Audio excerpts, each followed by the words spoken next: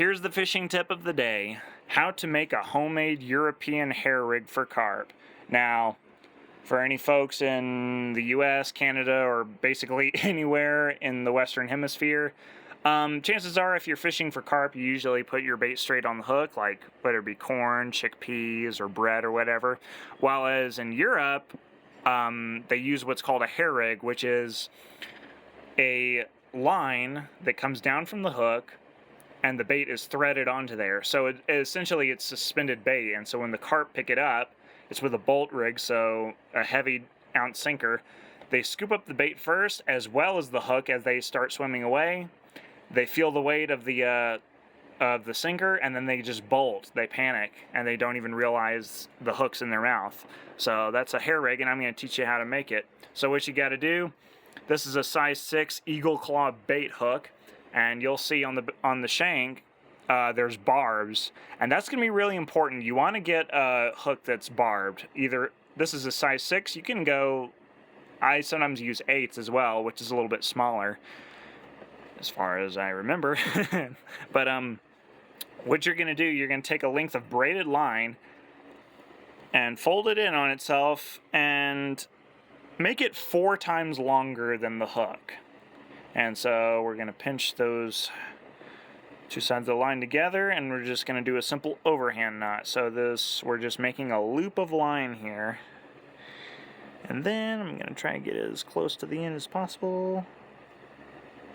That's the tricky part. You want to get it like right to the end. You want this fairly long because you're going to be wrapping this. And then add some saliva to the knot. I know it's just a simple overhand, but still, saliva works. And we'll just clip this tag end. Snip, snip, snip, snip. Trusty Swiss Army, y'all. Alright, set this aside. And we're going to take our hook and we're going to thread this looped line through the eye. And excuse my mom, she's yelling at she's yelling at one of the dogs. Sorry. So yeah, we're going to thread it through like this and over itself. So now it's dangling like this. Whoops. Sorry. Just like that. And then we're going to take it, we're going to pinch the eye of the hook, and then take the line, and very simply, and this takes time, okay? You're going to need some patience for this. Just going to wrap that over and over and over again.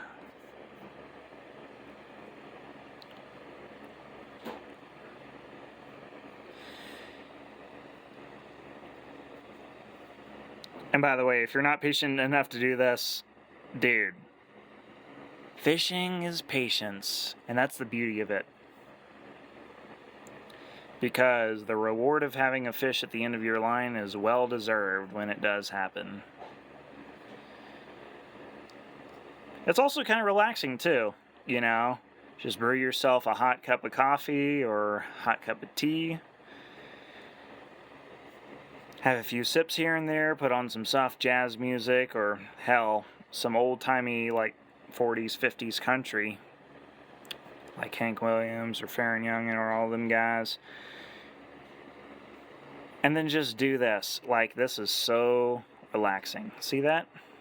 And by the way, each time you make a loop, each time you thread it through, be sure and pull it as tight as you possibly can. You don't want any gaps. You don't want this to be shifting up and down, if you know what I mean. I mean, yes, it's barbed, but still, if it's loose, chances are it can slip down. So you're just going to keep on doing that. And we're going to stop right as the shank starts to curve.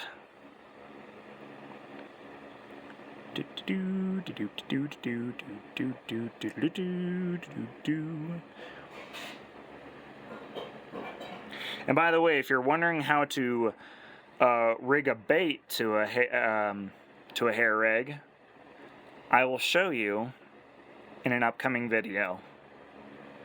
because we'll be heading to Junction, Texas pretty soon to catch some big carp that are below the dam on the Llano River. And there's some beauties in there. So maybe 1 or 2 more, and then that'll be it. And just keep on going, keep on going. I think we'll stop right there. So yeah, there's a homemade hair rig. It is super simple, just 2 props you need. Well, 3 if you count the knife. And very rewarding. So that's your fishing tip of the day, and I'll see you next time.